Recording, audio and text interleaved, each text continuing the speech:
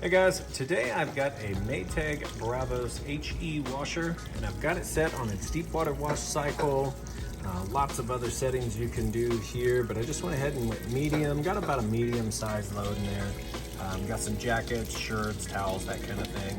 And it's getting started right now, sensing how heavy the load is. Adding water. Soap dispenser is right underneath here. It pulls out and you can add your soap and stuff. Bleach gets added right here in the corner. I've got a little bit of soap and bleach in there. And I always run at least 4 loads through these guys as I clean them and test them and make sure everything's working perfect on it. Then I do a video on the last one so that you can see, as if you were standing here yourself checking it out, that everything works perfect. So we'll let it go ahead and move through this sensing into the wash. I'll show you that it agitates with the agitation plate on the bottom. It vortexes those clothes around, and that's how the cleaning process works on this. Then it's going to fill back up with clean water, rinse, and then we'll be on to the final spin cycle, which I'll show you is nice and smooth and sounds great. So we will come back.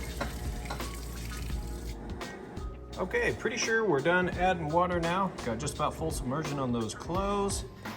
If you want a little bit more water, you could up this. However, it does extend the time that it agitates significantly, so something to keep in mind there. Otherwise, those clothes there getting agitated and vortexed along the bottom. It's getting nice and clean.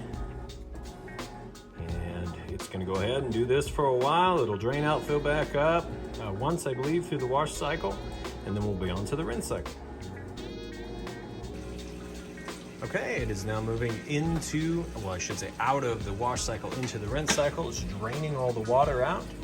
It's going to do a first flush, then kind of a second flush on the rinse, and then there's actually 3 parts to the spin cycle, the last one being the fastest. So what I'm going to do is allow it to move through the rinse cycle now and get all that soapy water rinsed out, and then I'll come back for the fastest portion of the spin cycle so you can see that it's super fast, sounds great and smooth and all that.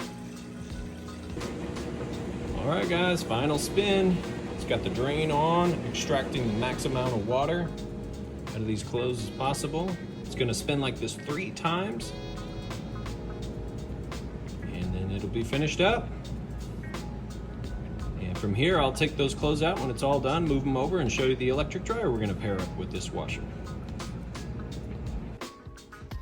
Okay, and now I've got those clothes moved over to the Samsung electric dryer that we've got paired up here. Huge capacity on this dryer, about the biggest Samsung makes, I believe. I've got it set heavy duty, highest heat setting. You can also set this to more dry, just to add more time, but it's a sensor cycle, so it's gonna do a really good job of knowing when it's done, when it's dry. You're gonna hit go. Of course, you can also do time dry, set your own time, set your own heat on all of these.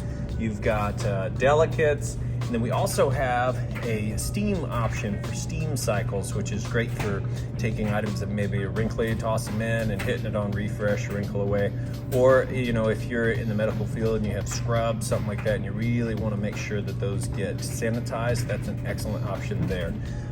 Tons of different options and features on there that you can see, but you can hear.